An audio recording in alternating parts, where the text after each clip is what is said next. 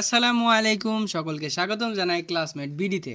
আজকে আমরা শিখব ইংলিশ গ্রামারের সবচেয়ে গুরুত্বপূর্ণ একটি অংশ, সেটা হচ্ছে টেন্স। তো আমাদের চ্যানেলে যারা যারা নতুন আছো তারা সকলে আমাদের চ্যানেলটিকে সাবস্ক্রাইব করে পাশে থেকো, এবং কোনো রকম প্রশ্ন থাকলে কমেন্ট করে জানাতে পারো, এবং বন্ধুদের মাঝে এমন গুরুত্বপূর্ণ তথ্য ছড়িয়ে দিতে শেয়ার বাটনে প্রেস করে সকলকে ছড়িয়ে দাও। তো চলো শুরু করা যাক আজকের ক্লাস। তো আজকের ক্লাসের আইটেম হচ্ছে টেন্স। টেন্স তো অনেকেই বলে যে জানে না টেন্স তার নাই কোনো সেন্স।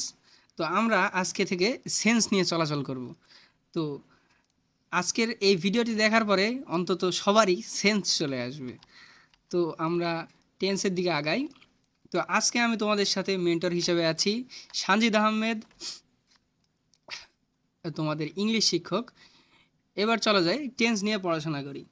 টেন্স সোজা কথায় বলতে কোনো নির্দিষ্ট সময় কিংবা অনির্দিষ্ট সময়ে ক্রিয়া যে রকম ক্রিয়ার যে কাজ হয় তাকে বলা হয় হচ্ছে টেন্স। সোজা বাংলায় বলতে গেলে ক্রিয়ার কালকেই বলা হয় হচ্ছে টেন্স। টেন্স প্রধানত 12 প্রকারের। টেন্স প্রধানত কয় প্রকারের?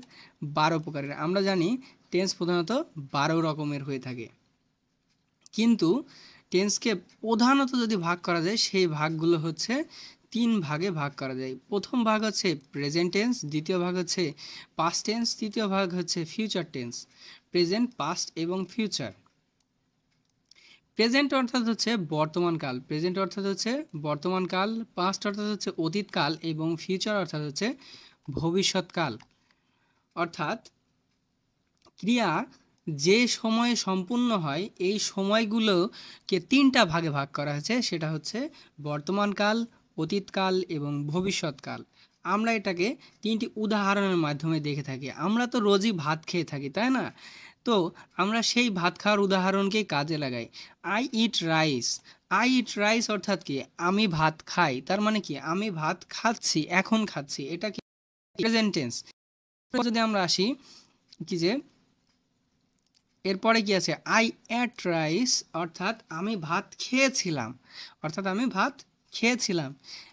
এটা কখন বুঝাচ্ছে? আমি ভাত খেয়েছিলাম মানে কি? আমি আগে ভাত খেয়েছিলাম। এরপরে আই শ্যাল ইট রাইস অর্থাৎ আমি পরবর্তীতে ভাত খাবো। অর্থাৎ এটা কি বোঝাচ্ছে? এটা ফিউচার টেন্স অথবা ভবিষ্যৎকে নির্দেশ করছে। অর্থাৎ আমরা যদি মোট ভাগ বিভাজনে যাই তখন আমরা বুঝতে পারবো আরও ক্লিয়ারভাবে। সেটা হচ্ছে প্রেজেন্ট টেন্স বা বর্তমানকাল। প্রেজেন্ট টেন্স বা বর্তমানকালকে আমরা 4টি ভাগে ভাগ করতে পারি। সেগুলো হচ্ছে indefinite tense, present continuous tense, present perfect tense, present perfect continuous tense. প্রতিটি টেন্সকেই, অর্থাৎ আমরা 3টি টেন্স শিখলাম, 3টি টেন্স সম্পর্কে জানা নিলাম। এই 3টি টেন্সকেই আমরা 4টি করে ভাগে ভাগ করতে পারি। সেই 4টি ভাগের নাম হচ্ছে ইনডিফিনিট, কন্টিনিউয়াস, পারফেক্ট এবং পারফেক্ট কন্টিনিউয়াস। সবগুলো সম্পর্কে অ্যাডভান্স লেভেলের ধারণা পেতে আমাদের এই ভিডিওটির সঙ্গে সম্পূর্ণভাবে সংযুক্ত থাকো, তাহলেই তুমি ইনশাল্লাহ সম্পূর্ণ টেন্স সম্পর্কে একটি প্রপার গাইডলাইন পেয়ে যাবে। তো আমরা এগোই পরবর্তীতে। Present indefinite tense. Present indefinite tense কি? প্রেজেন্ট ইনডিফিনিট টেন্স হচ্ছে সাধারণ বর্তমানকাল। সাধারণ বর্তমানকালকে বোঝানো হয় হচ্ছে প্রেজেন্ট ইনডিফিনিট টেন্স। বর্তমানকালে কোনো কাজ করা হয়ে থাকে অথবা অভ্যাসগতভাবে করা হয়, অথবা চিরসত্য কোনো কাজ বোঝালে তাকে প্রেজেন্ট ইনডিফিনিট টেন্স বলা হয় বা প্রেজেন্ট ইনডিফিনিট টেন্সের ক্ষেত্রে ব্যবহার করা হয়। তোমরা এই লাইনটিকে সুন্দরভাবে নোট করে নিবে যাতে তোমাদের আরও পড়তে সুবিধা হয়। এরপরে তাহলে আমরা তো বুঝলাম কি যে বর্তমানকালে কোনো কাজ করা অথবা কোনো অভ্যাস যদি চিরসত্য হয় সেই ক্ষেত্রে প্রেজেন্ট ইনডিফিনিট টেন্স হয়। প্রেজেন্ট ইনডিফিনিট টেন্স আমরা চিনব কীভাবে? প্রেজেন্ট ইনডিফিনিট চেনার উপায় হচ্ছে বাংলা বাক্যর শেষে অ, আ, এ, ই, ও, এস, আন, অন ইত্যাদি থাকবে। এক্সাম্পল হিসেবে আমরা কিছু যদি এক্সাম্পল দেখি, যেমন আই গো টু স্কুল, আমি স্কুলে যাই। হি গোস টু স্কুল, সে স্কুলে যায়। দে প্লে ক্রিকেট, তারা ক্রিকেট খেলে। এটার বেসিক এবং রুট একটা স্ট্রাকচার আছে, সেটা হচ্ছে প্লাস প্রেজেন্টের ক্ষেত্রে একটা সাবজেক্ট ভার্ব থাকবে এবং একটি এক্সটেনশন বা কমপ্লিমেন্ট থাকবে। এখন আমাদের এই সাবজেক্টের সাথে কিছু জিনিস জড়িত, যেগুলো হচ্ছে তোমরা যদি টেন্স শিখতে যাও তোমাদের প্রথমেই শিখতে হবে ভালো করে নাম্বার এবং জেন্ডার ও পার্সনকে ভালো করে শিখতে হবে। কারণ যদি সাবজেক্টের ক্ষেত্রে আমরা এইখানেই আসি, এইখানে একটা এক্সাম্পল ছিল, এই যে হি গোস টু স্কুল, যদি আমাদের subject third person singular number হয় সেক্ষেত্রে আমরা কি ব্যবহৃত করব, এই বাক্যের সাথে এস বা ইএস ব্যবহৃত করব, অথবা অন্যান্য ক্ষেত্রে আমাদের ভার্বের ফার্স্ট ফর্মে থাকবে। এটাকে আমরা এখানে ইংলিশে লিখে দিয়েছি, তোমরা চাইলে নোট করে নিতে পারো। বাট আমার মনে হয় না কি যে তোমরা এতটাও গাধা, আমার এই কথাগুলো শোনার পরেই তোমরা ইনশাল্লাহ বুঝে যাবে কি যে সাবজেক্ট যদি থার্ড পারসন সিঙ্গুলার নাম্বার হয় সেই ক্ষেত্রে ভার্বের সাথে এস বা ইএস যুক্ত হয়। এতগুলো ইংলিশ তোমাদের আসলে পড়ার কোনো দরকার নেই। আমরা পরবর্তীতে এগিয়ে যাই। এখন আমরা তো শিখলাম ভাইয়া কি যে প্রেজেন্ট ইনডিফিনিট টেন্স এর বেসিক স্ট্রাকচারটা শিখলাম। এখন প্রেজেন্ট ইনডিফিনিট টেন্সকে আবার 3 রকম ভাগে ভাগ করা যায়। সেটা হচ্ছে আমরা শিখলাম হচ্ছে এটা যেটা শিখলাম এটা হচ্ছে অ্যাফার্মেটিভের। এরপরে আমরা শিখব নেগেটিভের স্ট্রাকচার। নেগেটিভের পরে আমরা শিখব হচ্ছে ইন্টারোগেটিভ বা কোয়েশ্চেনের স্ট্রাকচার। আমাদের প্রেজেন্ট ইনডিফিনিট টেন্স শেষ। এবার নেগেটিভের স্ট্রাকচারের ক্ষেত্রে কী কী আছে, সেক্ষেত্রে একটি সাবজেক্ট থাকবে, ডু বা ডাজ নট থাকবে এবং মেন ভার্ব ও অবজেক্ট থাকবে। অনেকে বলেন ভাইয়া কি যে আপনার হচ্ছে প্রেজেন্ট ইনডিফিনিট টেন্সে কি কোনো অক্সিলারি ভার্ব আছে? হ্যাঁ আছে, কিন্তু অ্যাফার্মেটিভের ক্ষেত্রে নেই। এটা নেগেটিভের ক্ষেত্রে আছে, ইন্টারোগেটিভের ক্ষেত্রে আছে, সেটা হচ্ছে ডু কিংবা ডাজ। ঠিক আছে, এখন ডু কই বসে, ডাজ কই বসে ভাইয়া? ডু বসে হচ্ছে থার্ড পারসন সিঙ্গুলার নাম্বার বাদে বাকি সকল ক্ষেত্রে ডু বসে। যদি subject third person singular number না হয় সেক্ষেত্রে কি হবে, ডু বসবে। আর যদি subject third person singular number হয় সেই ক্ষেত্রে কি বসবে, ডাজ বসবে। আর নট ব্যবহৃত হচ্ছে কেন? নট ব্যবহৃত হচ্ছে কারণ আমরা জানি কি যে নেগেটিভ মানে কি, না বোধক, না বোধক হলে কি হয়, নট হয়, এটা সবাই জানে। তো আমরা এক্সাম্পলের দিকে আগাই, কিছু এক্সাম্পল দেখি, যেমন আই ইট রাইস, আমি ভাত খাই। এইখানে সাবজেক্ট কি আছে বলো তো? এইখানে আই আছে, আইটা হচ্ছে থার্ড পারসন সিঙ্গুলার নাম্বার বাদে এটা হচ্ছে ফার্স্ট পারসন। তো ফার্স্ট পারসন থাকলে কি হয়, ডু হয়। ফার্স্ট পারসন থাকলে ডু হয়। এরপরের বাক্যে আমরা যাই, এরপরের বাক্যে কি আছে? এরপরের বাক্যে আমরা যদি দেখি হি গোজ টু স্কুল, এখানে কি আছে? প্রথম বাক্য হি আছে। এবার হিটা হচ্ছে কি, হি আমাদের হিটা কি, এখানে হিটা হচ্ছে আমাদের থার্ড পারসন সিঙ্গুলার নাম্বার। সেক্ষেত্রে আমাদের কি বসবে? থার্ড পারসন সিঙ্গুলার নাম্বার হলে ডু বসে না, ডাজ বসে। তাই আমরা বসিয়েছি does not go to school. এরপরে যদি আমরা আগাই, he walk in the evening, negative যদি করি he does not walk in the evening, কারণ এখানে হি আছে, হি কোন পারসন? Third person singular number. আশা করি আপনারা বুঝেছেন, কারণ বুদ্ধিমানের জন্য ইশারাই যথেষ্ট। আমরা পরবর্তীতে এগোই কোয়েশ্চেন সেন্টেন্স অথবা ইন্টারোগেটিভ সেন্টেন্স। সেক্ষেত্রে আমরা ইন্টারোগেটিভের ক্ষেত্রে কি দেখি, ইন্টারোগেটিভের ক্ষেত্রে যে অক্সিলারি ভার্বটা থাকে সেটা কি হয়, সাবজেক্টের শুরুতে বসে। অক্সিলারি ভার্ব যেটা থাকে সেটা সাবজেক্টের শুরুতে বসে।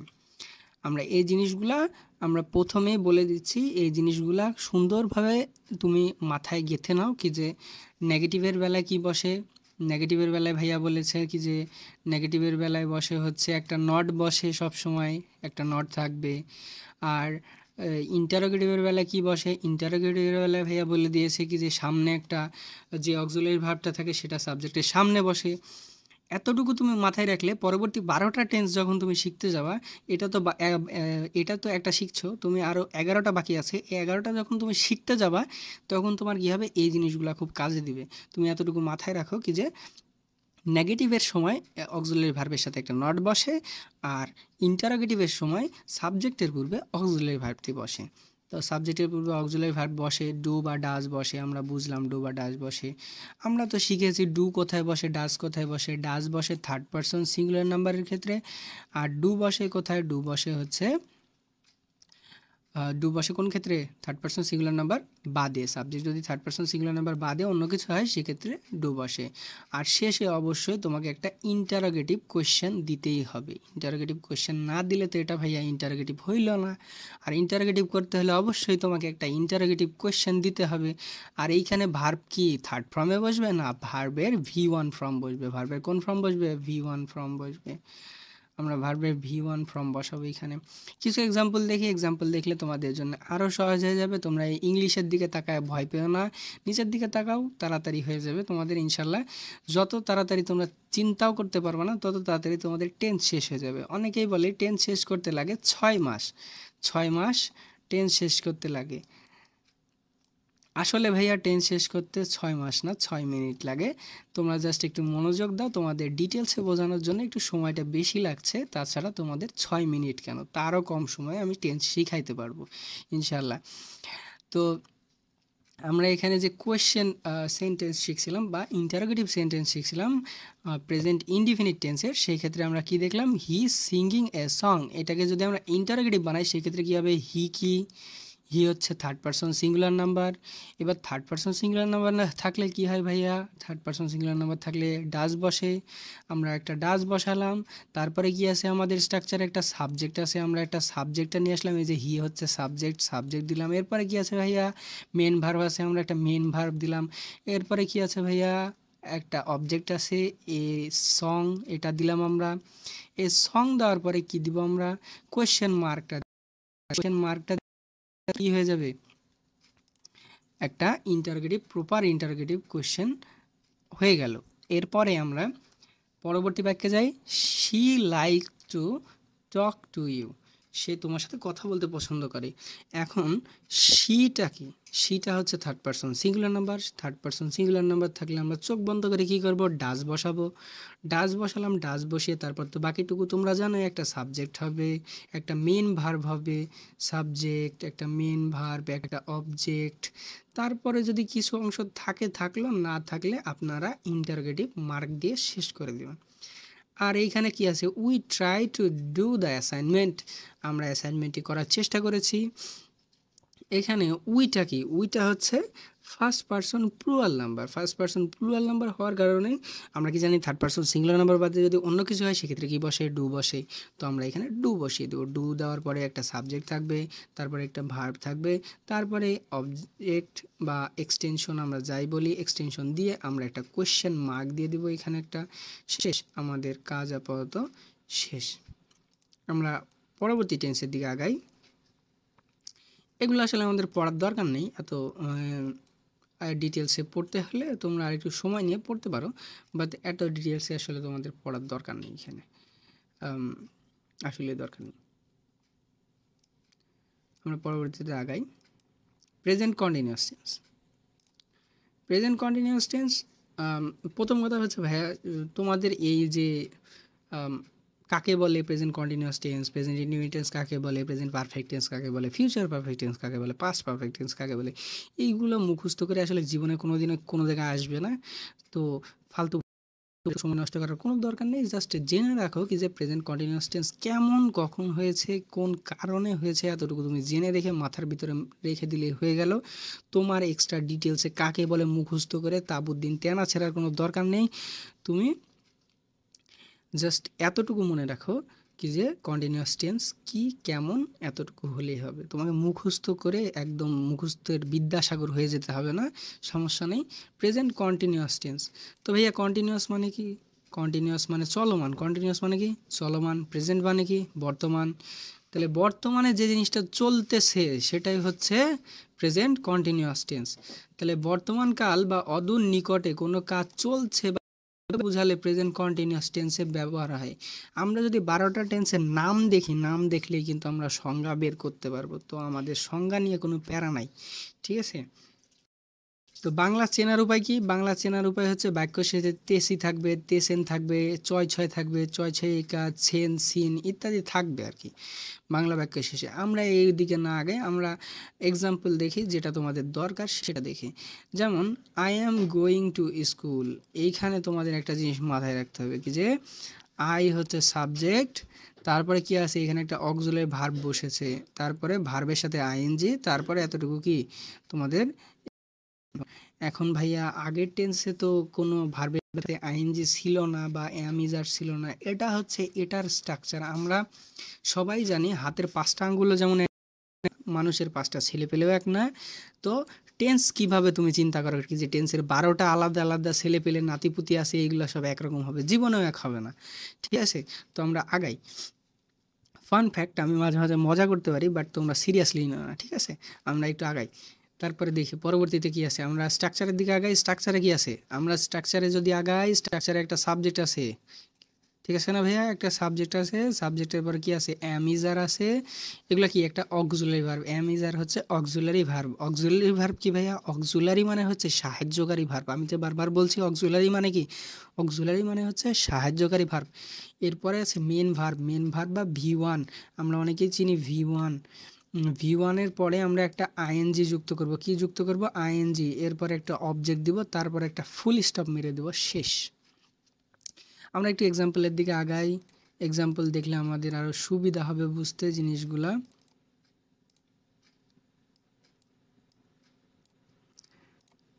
এক্সাম্পল হচ্ছে আই অ্যাম ইটিং রাইস। এখন কথা হচ্ছে আয়ের সাথে কেন অ্যামই বসে, এটা ভাইয়া প্রকৃতির নিয়ম। প্রকৃতির নিয়ম যখন, যেমন হচ্ছে আপনি সকালবেলা ঘুম থেকে উঠলে আপনার বাথরুমে যেতেই হবে, তেমন এটাও প্রকৃতির নিয়ম কি যে আয়ের সাথে অ্যাম বসবেই। ঠিক আছে, আই এর সাথে অ্যাম বসবেই, এটা আমি আপনি কেউ ঠেকাইতে পারবো না, আয়ের সাথে অ্যাম বসবে। এবার আয়ের সাথে অ্যাম বসলো, ঠিক আছে, বুঝলাম ভাইয়া কি যে আয়ের সাথে অ্যাম বসে, তাহলে ইজ কি দোষ করলো, ইজ কার সাথে বসে, ইজ ভাইয়া যখন subject third person singular number হবে তখনই শুধুমাত্র আপনার ইজটা বসবে। বোঝা গেল, থার্ড পারসন সিঙ্গুলার নাম্বার যদি হয় সাবজেক্ট, সেক্ষেত্রে ইজ বসবে। তাহলে আর কোথায় বসবে, এম আর ইজ বাদে বাকি যেই সকল জায়গা আছে সেইখানে আর বেচারা ঘুরে বেড়াবে। ঠিক আছে, আমরা আগাই, নিচের দিকে আগাই, দেখি। He is running to and fro, অর্থাৎ এখানে হিটা কি, হি হচ্ছে আমাদের third person singular number, he কি থার্ড পারসন সিঙ্গুলার নাম্বার। এখন আমরা কি শিখলাম কি যে থার্ড পারসন সিঙ্গুলার নাম্বার হলে কি হয় ভাইয়া, ইজ হয়। তাহলে থার্ড পারসন সিঙ্গুলার নাম্বার আছে, তাহলে কি আমরা এম বসাবো না, ইজ বসাবো। তাই আমরা পরবর্তীতে একটা ইজ বসিয়েছি। আর এই যে ভার্বের স্ট্রাকচার অনুযায়ী একটা মেন ভার্ব, মেন ভার্ব কি রান, রানের সাথে আমরা কি দিয়েছি, আইএনজি যোগ করেছি, রানিং। আইএনজি যোগ করার পর একটা অবজেক্ট দিয়েছি, এই যে টু অ্যান্ড ফ্রো, এতটুকু দিয়েছি, গেল, বোঝা গেল। পরবর্তীতে যদি আমরা আগে, তাহলে দে কোথায় বসবে, যে বললাম না এম আর ইজ বাদ দিয়ে বাকি সকল জায়গা যেখানে ফাঁকা আছে সেই জায়গায় দে বসবে। এবার এই যে এখানে আছে দে, আর বসবে, সরি দে না, আর বসবে। এই যে দে আর গোয়িং টু স্কুল, তারা স্কুলে যায়, এখানে দে আছে, দে এর পরে কি বসবে, আর বসবে, কেননা দে থার্ড পারসন সিঙ্গুলার নাম্বারও না আর এমও না, আইও না, কি যে আয়ের সাথে বসবে এম, আয়ের সাথে তো এম বসে আমরা জানি, ইজ বসে কোন জায়গায়, থার্ড পারসন সিঙ্গুলার নাম্বারের ক্ষেত্রে। তাহলে বাকি যেগুলো আছে অর্থাৎ উই, দে, ইউ, ইয়োর এক্সেট্রার ক্ষেত্রে আমাদের কি বসবে, আর বসবে। আর যেটা নিয়ম কি যে মেন ভার্বের সাথে আইএনজি প্লাস অবজেক্ট থাকবে, শেষ, এমনই। তাহলে আমরা প্রথমবার কি শিখেছিলাম, প্রেজেন্ট ইনডিফিনিট টেন্সের ক্ষেত্রে প্রতিটা টেন্সে আমরা 3টা করে জিনিস শিখবো, সেটা হচ্ছে অ্যাফার্মেটিভ, নেগেটিভ এবং কোয়েশ্চেন মার্ক। অ্যাফার্মেটিভ, নেগেটিভ এবং কোয়েশ্চেন মার্ক। আমরা এখানে কি শিখলাম, অ্যাফার্মেটিভ শিখলাম। এরপরে আমরা নেগেটিভে চলে যাব। নেগেটিভের ক্ষেত্রে আমাদের একটা সাবজেক্ট থাকবে, অ্যাম ইজার থাকবে, নট থাকবে, মেন ভার্ব থাকবে, আইএনজি থাকবে, একটা অবজেক্ট থাকবে। এখানে হয়তো লেখাটা দেখা যাচ্ছে না, কিন্তু এখানে অ্যাম ইজার, নট থাকবে এবং অবজেক্ট থাকবে। মেন ভার্বের সাথে আইএনজি এবং অবজেক্ট থাকবে। আমরা যদি এক্সাম্পলে যাই, he is not drinking milk, এখানে নট বসার কারণ তো আমরা জানি, কারণ নেগেটিভের ক্ষেত্রে নট বসে। আর হি এর সাথে ইজ বসলো কেন, হি এর সাথে ইজ বসলো কেননা হি হচ্ছে থার্ড পারসন সিঙ্গুলার নাম্বার, আর থার্ড পারসন সিঙ্গুলার নাম্বারের সাথে শুধুমাত্র ইজ বসে। আর যে আই, এখানে অ্যাপোস্টিপেট দিয়ে যে এম লেখা আছে না, এম এর মানে হচ্ছে ওখানে এম আছে, ওর মাঝখানে এ এম লুকায়িত আছে, এডা ওর মাঝখানে লুকিয়ে গেছে, তো আমরা ওটাকে বলবো আই অ্যাম। ঠিক আছে, I am not going to open the bank account, ঠিক আছে। এই বাকিটুকু তো স্ট্রাকচার অনুযায়ী চলে যাবে। They are not going to play football, এটুকু স্ট্রাকচার অনুযায়ী চলে। ইন্টারোগেটিভে যদি চলে আসে, আমরা ইন্টারোগেটিভে প্রথমবার কী শিখেছিলাম? প্রথমবার শিখেছিলাম কি যে ভাইয়া, যদি হচ্ছে প্রথমবার শিখেছিলাম যদি আমরা ইন্টারোগেটিভে আসি সেক্ষেত্রে কী হবে, সাবজেক্টের শুরুতে অক্সিলারি ভার্বগুলো চলে আসবে। অক্সিলারি ভার্ব এখানে কী কী আছে? অ্যাম, ইজ, আর। এবার যদি অক্সিলারি ভার্ব হয় তাহলে অক্সিলারি চলে আসছে অ্যাম, ইজ, আর। আর আমরা তো জানি অক্সিলারি ভার্ব এই অ্যাম কোন জায়গায় বসে, ইজ কোন জায়গায় বসে, আর কোন জায়গায় বসে আমাদের তো আর নতুন করে শেখানোর দরকার নেই। তো আমরা তারপরেও দু একটা দেখি, am I going to Chittagong, এইখানে অ্যাম আয়ের আগে বসলে কেন? কারণ আমরা জানি আয়ের সাথে সবসময় অ্যামই বসে, তারপর গোয়ের সাথে আইএনজি, তারপরে অবজেক্ট, শেষ হয়ে গেল। তারপরে পরবর্তীতে যদি আমরা আগাই তাহলে ইজ হি ড্রিঙ্কিং ওয়াটার, সে কি পানি খায়? এইখানেও সেই একই জিনিস, হি এর জন্য ইজ বসছে, আর এই স্ট্রাকচার অনুযায়ী ভার্বের সাথে একটা আইএনজি যোগ হয়েছে। তারপরে আর দে প্লেয়িং ব্যাডমিন্টন, তারা কি ব্যাডমিন্টন খেলে? তাহলে এখানে আর আগে বসছে কোন কারণে? দে এর কারণে আর বসছে। আর প্লেয়িং হয়েছে কোন কারণে? প্লেয়িং হয়েছে স্ট্রাকচারের কারণে, প্লেয়ের সাথে আইএনজি যুক্ত হয়েছে, শেষ। আমরা পরবর্তীতে আগাই, past perfect tense, present perfect tense, sorry, present perfect tense. কোনো কাজ শেষ হয়ে গেছে অথচ ফল এখনও বিদ্যমান আছে, এর কম বোঝালে প্রেজেন্ট পারফেক্ট টেন্স বোঝায়, প্রেজেন্ট পারফেক্ট টেন্স বোঝায়। আমরা যদি এখানে প্রেজেন্ট মানে কি বর্তমান, আর পারফেক্ট মানে কি হচ্ছে, পারফেক্ট মানে কি পুরাপুরি হওয়া বা ভালোভাবে সম্পূর্ণ হওয়া, পারফেক্টলি আমরা বুঝি না, পারফেক্টলি এমন। তো কোনো কাজ যদি শেষ হয়ে গেছে বা শেষ হয়ে এখনও ফলাফল বিদ্যমান আছে বা এর কম বোঝালে, তখন আমরা প্রেজেন্ট পারফেক্ট টেন্স বুঝাই। প্রেজেন্ট পারফেক্ট টেন্সে চেনার উপায় কি? আসে, এসে, ইয়াসেন, হ্যাঁ, ইয়েসেন ইত্যাদি থাকে। যেমন এক্সাম্পল হিসাবে যদি আমরা দেখি, he has done the work, সে কাজটি করিয়াছে বা করেছে ইত্যাদি। আমরা স্ট্রাকচারে চলে যাই। প্রথমে আমাদের প্রেজেন্ট পারফেক্ট টেন্সের ক্ষেত্রে কি থাকবে? একটা সাবজেক্ট থাকবে, হ্যাভ, হ্যাজ থাকবে, পাস্ট পার্টিসিপাল ফর্ম থাকবে এবং অবজেক্ট থাকবে। পাস্ট পার্টিসিপাল ফর্ম মানে কি ভাইয়া? পাস্ট পার্টিসিপাল ফর্ম মানে হচ্ছে ভাইয়া V3। পাস্ট পার্টিসিপাল মানে কি? V3। আমাদের অবশ্যই স্ট্রং ভার্ব, উইক ভার্ব এগুলো ভালো করে মুখস্থ করতে হবে, পড়তে হবে সুন্দরভাবে, যাতে আমরা পরবর্তীতে সেন্টেন্স মানে রাইট ফর্ম অফ ভার্ব করার ক্ষেত্রে আমাদের খুব কাজে লাগবে এবং টেন্স করার ক্ষেত্রেও খুব কাজে দিবে। আমরা এখানে যাই, সাবজেক্টের পরে কি বসছে? হ্যাভ এবং হ্যাজ বসছে। হ্যাভ এবং হ্যাজ বসছে, তাহলে হ্যাভ কোথায় বসে, হ্যাজ কোথায় বসে? হ্যাভ বসে হচ্ছে থার্ড পারসন সিঙ্গুলার নাম্বার বাদে বাকি সকল ক্ষেত্রে হ্যাভ বসে, এবং হ্যাজ বসে থার্ড পারসন সিঙ্গুলার নাম্বারের ক্ষেত্রে। হ্যাজ বসে থার্ড পারসন সিঙ্গুলার নাম্বারের ক্ষেত্রে, থার্ড পারসন সিঙ্গুলার নাম্বারের ক্ষেত্রে হ্যাজ বসে।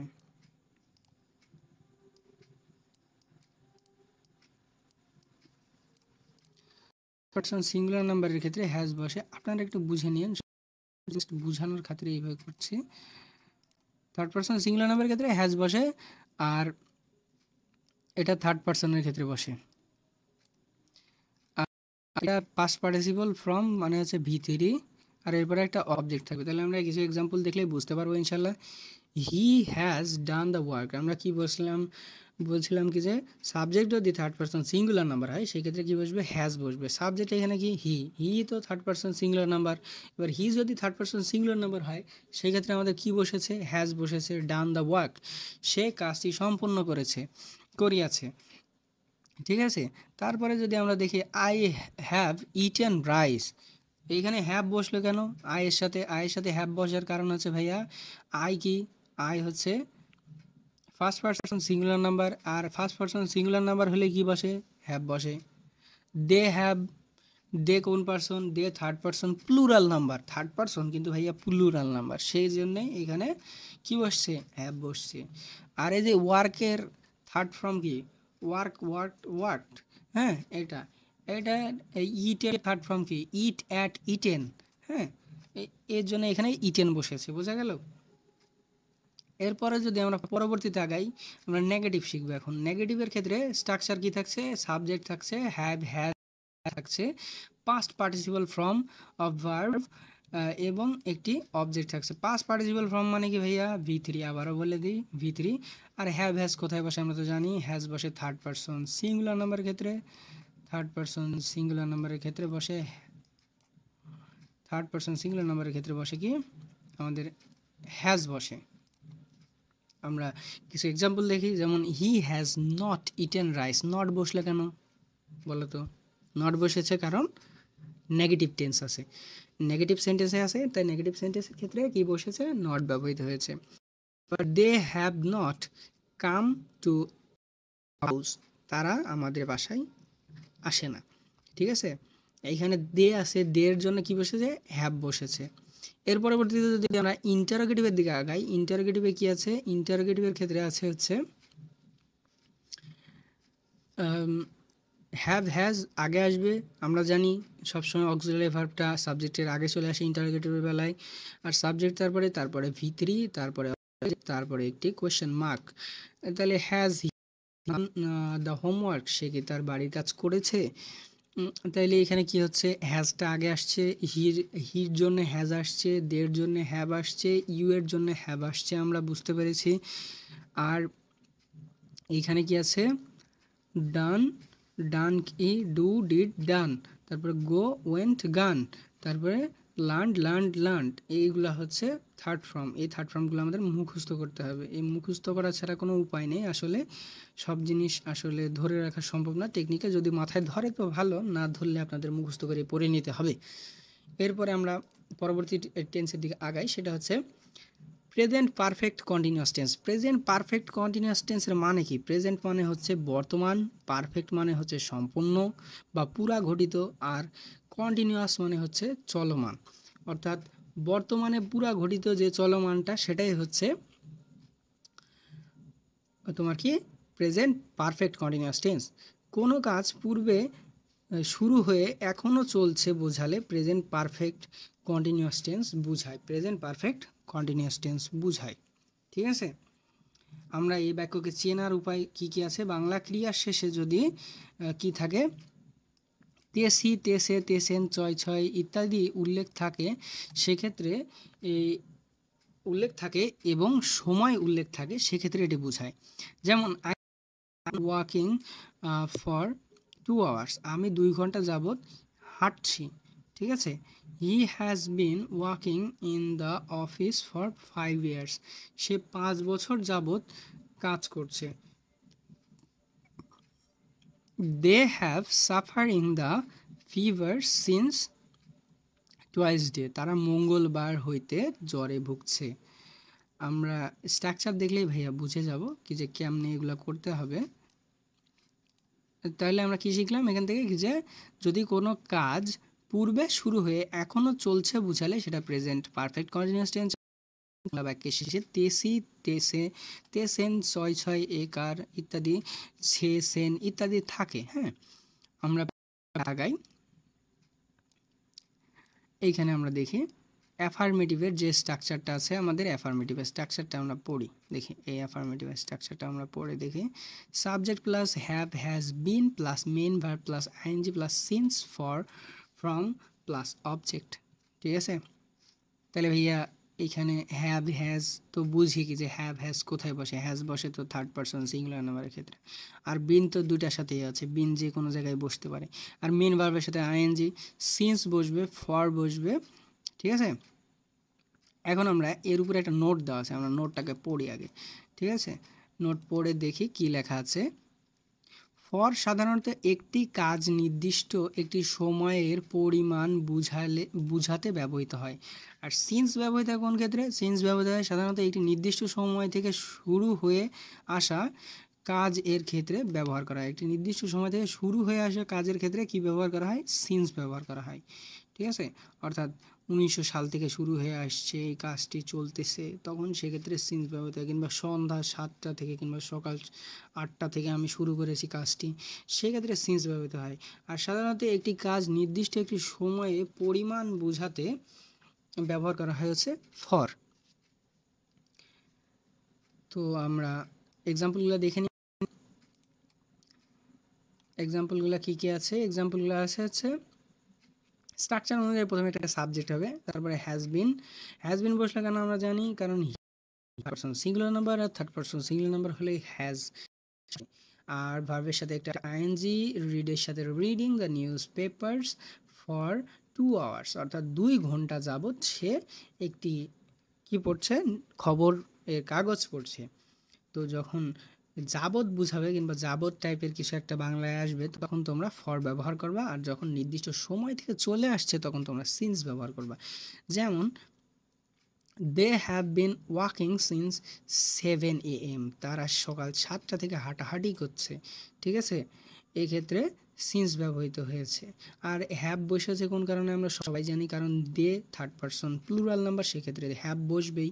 আর ভার্বের সাথে আইএনজি, এই যে এইখানেই ভার্বের সাথে আইএনজি দেওয়া আছে। তারপরে you have been talking about the internet for 3 hours, এইখানেও যদি আমরা দেখি টকিংয়ের সাথে আইএনজি বসেছে, হ্যাভ বিন 3 ঘন্টা ধরে তারা কথা বলছে, 3 ঘন্টা যাবত, তাই যাবতের ক্ষেত্রে কী ব্যবহৃত হচ্ছে, ফর ব্যবহৃত হচ্ছে। নেগেটিভের ক্ষেত্রে আমরা যদি চলে আসি, হ্যাভ এবং হ্যাজের সাথে নট ব্যবহৃত হচ্ছে এবং বিন পরে চলে গেছে, ওই একই জিনিস। আর শুধুমাত্র অক্সিলারির সাথে একটা নট ব্যবহৃত হচ্ছে। আমরা এইখানে যদি এক্সাম্পলগুলো দেখি, I have not been walking for 2, I has not been raining, not been raining. ইন্টারোগেটিভের ক্ষেত্রে কী হবে আমরা জানি ভাইয়ারা, ইন্টারোগেটিভের ক্ষেত্রে সাবজেক্টের শুরুতে অক্সিলারি ভার্বটি চলে আসবে। সে অক্সিলারি ভার্বটি কি, হ্যাভ এবং হ্যাজ। এরপরে সাবজেক্ট থাকবে, আর সাবজেক্টের পরে কী ছিল, বিন ছিল, তারপরে মেন ভার্ব ছিল, আইএনজি ছিল, সিন্স ছিল, ফর ছিল এবং অবজেক্ট ছিল। এরপরে একটা কোয়েশ্চেন মার্ক, কোয়েশ্চেন মার্কটা তো দেওয়া ফরজ, কোন কারণে, এটা ইন্টারোগেটিভ। আর নেগেটিভের ক্ষেত্রে কি দেওয়া ফরজ, নট দেওয়া ফরজ, নট না দিলে তো নেগেটিভ হবেই না। হ্যাঁ, কিছু কিছু ক্ষেত্রে ব্যতিক্রম আছে, আমি যে বলছি একবারেই হবে না তা না, হবে, বাট কিছু কিছু ক্ষেত্রে ব্যতিক্রম আছে। বাট ইন্টারোগেটিভের ক্ষেত্রে কোয়েশ্চেন মার্কটা আপনাকে দিতেই হবে। তো আজকের মতন এতটুকুই। পরবর্তী ক্লাসে তোমরা একই প্লেলিস্টে পেয়ে যাবে আমাদের পরবর্তী ক্লাসটি। তো আমাদের চ্যানেলটিকে সাবস্ক্রাইব করে আমাদের পাশেই থাকো এবং বেল আইকনটিকে বাজিয়ে দিও, এবং কমেন্টে যে কোনো প্রকারের প্রশ্ন থাকলে তোমরা করতে পারো। আমরা পরবর্তী ভিডিওটিকে একই প্লেলিস্টে আপলোড করব। পরবর্তী ভিডিওটি দেখার জন্য সবাইকে আমন্ত্রণ থাকলো। ধন্যবাদ। আজকের মতন এতটুকুই, এবং সকলকে পরবর্তী ক্লাসের জন্য স্বাগতম জানিয়ে বিদায় নিচ্ছি। আমি সানজিদ আহমেদ।